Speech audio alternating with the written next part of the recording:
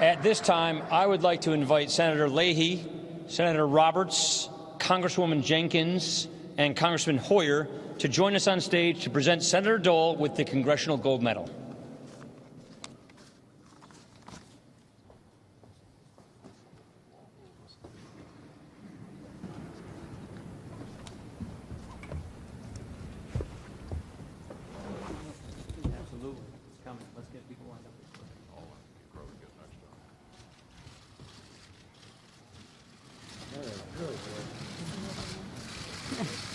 I'll take a picture with you.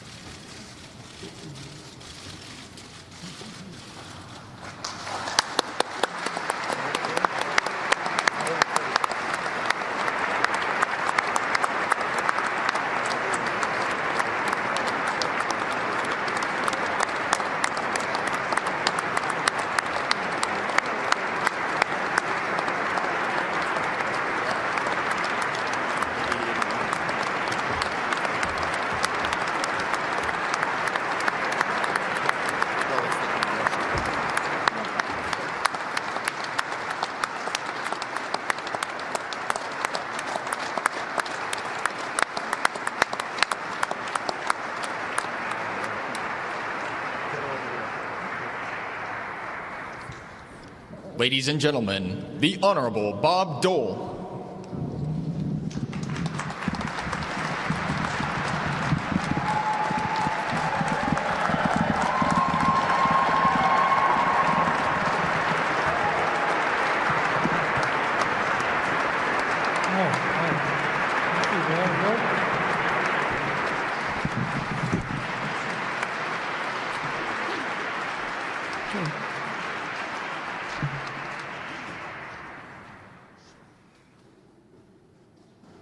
Mr. President, Mr. Vice President, Mrs. Pence, and Vice President Quayle's floating around somewhere. We're honored by your presence, and we thank you very much for being here. I want to thank all those who have said such kind words about me. They're probably not true, but they were nice.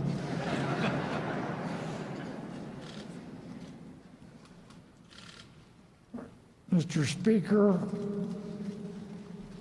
I'm extremely honored to accept this great honor.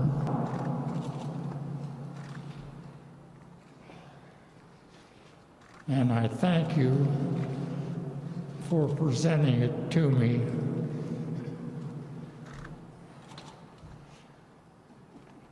I also wish to thank all the speakers who've been up here and said such kind words.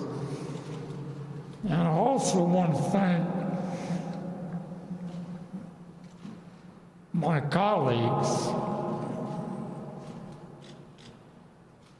for without them, nothing would have been accomplished. And I also want to thank my staff and all the staff that may be around.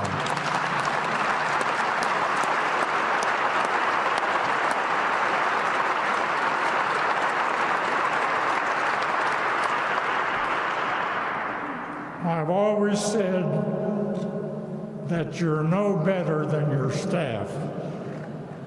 And I thank them for all they've done for me over the years. Mr. Speaker, I yield the balance of my time to this distinguished gentlewoman from North Carolina.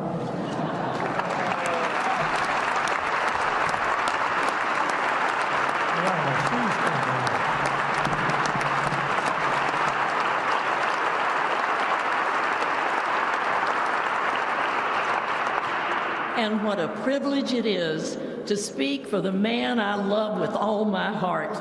I am so proud of you, Bob.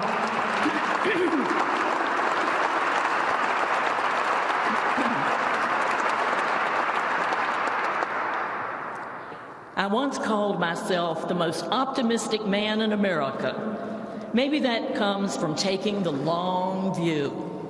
It's amazing that almost 60 years have passed since my neighbors in Russell, Kansas, and the voters of what we call the Big First District sent me to this esteemed institution. I arrived in Washington as green as a Kansas wheat field in May. Fortunately, I had some marvelous mentors, both Republicans and Democrats, to help guide me through the legislative maze. In the House, statesmen like Jerry Ford and Charlie Halleck. And in the Senate, giants like Everett Dirksen, Howard Baker, Hubert Humphrey, and George McGovern all showed me a decency and dedication that transcended any party or generational differences. It was Ev Dirksen who famously observed, "I am a man of fixed and unbending principles, and one of my principles is flexibility." Put another way, even conviction politicians accept the need for compromise from time to time. This is how the American Republic was built. And we remain a nation defined by our diversity, a coat of many colors, and a healthy respect for those with whom we may agree to disagree. For many years, I occupied a suite of offices in the Capitol just down the hall. S-230 is an impressive setting any way you look at it, but it's the view from S-230 that sets it apart. Sweeping down Capitol Hill, past General Grant on his bronze horse, to George Washington's obelisk and the marble shrine to Abraham Lincoln. Since 2004, that view has included a memorial, which I am truly proud to have championed. A fitting tribute to the 16 million citizen warriors of World War II and those on the home front who aided them in preserving civilization in its darkest hour. The view from S-230 extends still further to the hills of Arlington. The countless heroes who rest there in soil hallowed by their service practiced many faiths, spoke in many tongues, but this much they had in common: patriots before partisans. They put country before self. They gave everything for generations they would never see to uphold the freedoms that make life itself worth living. It's a long way from S-230 to the slopes of Arlington, but nowhere near as long as the view they took of their obligations to posterity and to the defense of values that shine as bright as the gold in any medal.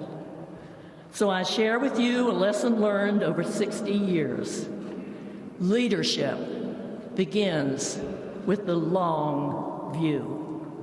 Thank you.